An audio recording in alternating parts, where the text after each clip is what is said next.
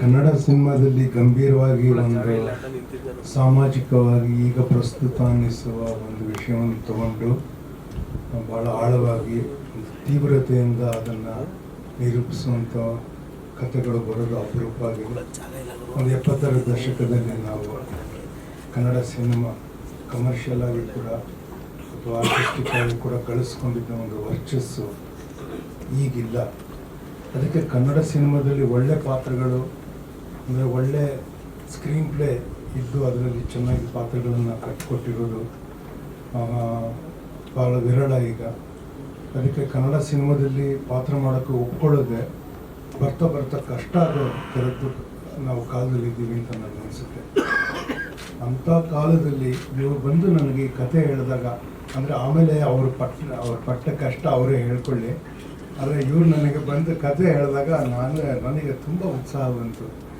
ಇವರು ಒಂದು ವರ್ಷಕ್ಕಿಂತ ಮುಂಚೆ ನಾನು ಕೇಳ್ತಾನೇ ಇದ್ರು ಇದು ಮಾಡ್ತಾ ನನಗೇನು ಅಷ್ಟು ಇಂಟ್ರೆಸ್ಟ್, ಯಾಕೆ ನನಗೆ ಸ್ಟೀರಿಯೋ ಟೈಪ್ ಥರ ಇರುತ್ತೆ ಅಂತ. ಲಾಯರ್ ಅಂದರೆ ಲಾಯರು, CBI ಆಫೀಸರು, ರಾ ಆಫೀಸರ್, ಈ ಥರದ್ದು ಮಾಡಿ ನಾನು ಮಾಡೋದು ಬೇಡ ಅಂದ್ಕೊಂಡೇ ಇದ್ದೆ ನಾನು. ಬಟ್ ಅವ್ರ ಕಥೆ ಹೇಳಿದ್ಮೇಲೆ ನನಗೆ ತುಂಬ ಉತ್ಸಾಹ ಬಂತು. ಅಂದರೆ ನಾನು ಬರೀ ಒಂದು ಪಾಯಿಂಟ್ ಮಾತ್ರ ಇದರಲ್ಲಿ ಹೇಳಿಬಿಡ್ತೀನಿ, ಎಲ್ಲರೂ ಮಾತಾಡ್ತಾರೆ, ನಿಮಗೆ ಗೊತ್ತಾಗುತ್ತೆ. ಅದು ಅಜಯ್ ಅವರೇ ವಿವರವಾಗಿ ಹೇಳ್ತಾರೆ. ನೋಡಿ, ಭಾರತದಲ್ಲಿ 5 ಕೋಟಿ ಕೇಸ್ ಪೆಂಡಿಂಗ್ ಇದೆಲ್ಲ ಕೋರ್ಟಲ್ಲಿ. ನೀವು ಅಕಸ್ಮಾತ್ ಕೋರ್ಟ್ ಮೆಟ್ಲು ಹತ್ತಿ ನೀವು ಕೇಸ್ ಹಾಕಿ ಒಂದು 10 ವರ್ಷ, 15 ವರ್ಷ, 20 ವರ್ಷ, 25 ವರ್ಷ ಕಾದಿದ್ರೆ ನಿಮಗೆ ಗೊತ್ತಾಗುತ್ತೆ ಏನಾಗುತ್ತೆ ಅಂತ. ಅಂದರೆ ಆ ಕೋರ್ಟವರು ಆಗಾಗ ಅವರು ಕೋರ್ಟಿನ ನ್ಯಾಯಮೂರ್ತಿಗಳು, ನ್ಯಾಯಾಧೀಶರು ಅವರೆಲ್ಲ ಆಗಾಗ ಅವರು ವೆಕೇಶನ್ ತಗೊಳ್ಳೋದೇನಂತೆ, ಮತ್ತು ಅವ್ರ ಮೂಡ್ ಬಂದಂಗೆ ಅವ್ರು ಮಾತಾಡೋದೇನಂತೆ ಅವೆಲ್ಲ ಇರುತ್ತೆ. ಅವ್ರಿಗೆ ಅವಮಾನ ಮಾಡಬೇಕು ಅಂತ ನಾನು ಹೇಳ್ತಿಲ್ಲ, ಅಂದರೆ ಅವ್ರಿಗೆ ಯಾವಾಗ ಆಗುತ್ತೋ ಅವ್ರಿಗೆ ಕೆಲಸ ಮಾಡ್ಬೋದು ಅನ್ನೋ ಥರ ಮನಸ್ಸಿದ್ದಂಗೆ ಇದೆ ಅವರಿಗೆ. ಆದರೆ ಕಷ್ಟ ಇದ್ದಾಗ ಅದರ ನಿವಾರಣೆ ಆಗೋದು ಯಾರು ಕೇಸ್ ಹಾಕಿ ಅಥವಾ ಕಂಪ್ಲೇಂಟ್ ಇಟ್ಕೊಂಡು ಕೋರ್ಟ್ಗೆ ಹೋಗ್ತಾರೋ ಅವ್ರಿಗಿರುತ್ತೆ. ಅದಕ್ಕೆ ಸಮಯಕ್ಕೆ ಸರಿಯಾಗಿ ಅವರು ಜಡ್ಜ್ಮೆಂಟ್ ಕೊಡದೇ ಇದ್ದರೆ ಏನಾಗುತ್ತೆ ಅನ್ನೋ ಪ್ರಶ್ನೆ ಇದೆ. ಈಗ ಕಳೆದ 2 ತಿಂಗಳಿಂದ ಪ್ರತಿ ತಿಂಗಳು ಹಾಕಿದ್ದು ಕೇಸ್ಗಿಂತ ಹೆಚ್ಚು ರಿಸಾಲ್ವ್ ಆಗಿರೋ ಕೇಸ್ ಜಾಸ್ತಿ ಆಗಿದೆ ಅಂತ ಓದಿದೆ ನಾನು. ಬಟ್ ಅದು ತುಂಬ ಸ್ಮಾಲ್ ಮಾರ್ಜಿನ್. ಅದನ್ನು ಮಾಡ್ಕೊಂಡೋದ್ರೆ 50 ವರ್ಷದಲ್ಲಿ ಇದು ಬಗೆಹರಿಸ್ಬೋದು, ಆ ಥರದ್ದಾಗಿದೆ. ಸೊ ನಾನೇನು ಹೇಳ್ತೀನಿ, ಅದಕ್ಕೆ ಪರಿಹಾರಗಳು ಬೇರೆ ಬೇರೆ ಇರ್ಬೋದು.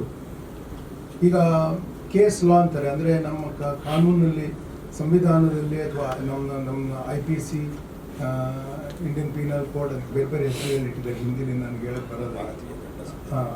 ಅಲ್ಲ ಅದಕ್ಕೆ ಬೇರೆ ಏನೋ ಹೆಸರುಗಳು ಇಟ್ಟುಕೊಟ್ಟಿದ್ದಾರಲ್ಲ. So Indian penal code, Indian civil code, criminal procedure code, ಏನೇನೋ ಇದೆ.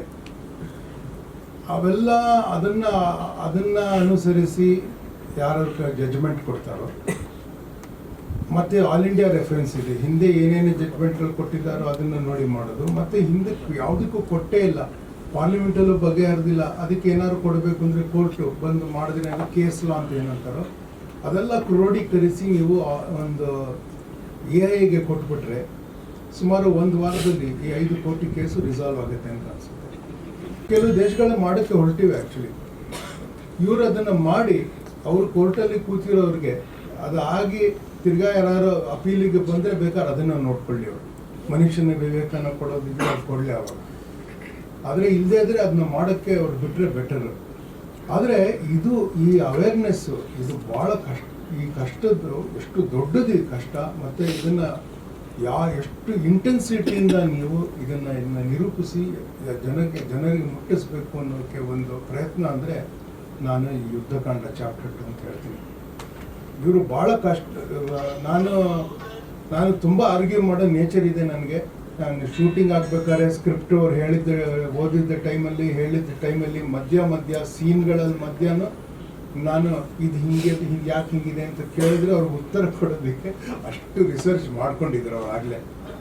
ಅದಕ್ಕೆ ಬೇರೆ ಬೇರೆ ಆಯಾಮಗಳಿಂದ ಒಂದು any victim is A victim. ಈ ಕೇಸಲ್ಲಿ ಹೆಣ್ಣು, ಆದರೆ ಒಂದು ಹೆಣ್ಣು ವಿಕ್ಟಿಮ್ ಆದಾಗ ಹೆಣ್ಣಿನ ಸುತ್ತ ಒಂದು ಜಗತ್ತಿರುತ್ತೆ, ಅವರೆಲ್ಲರೂ ವಿಕ್ಟಿಮ್ಸ್ ಆಗ್ತಾರೆ.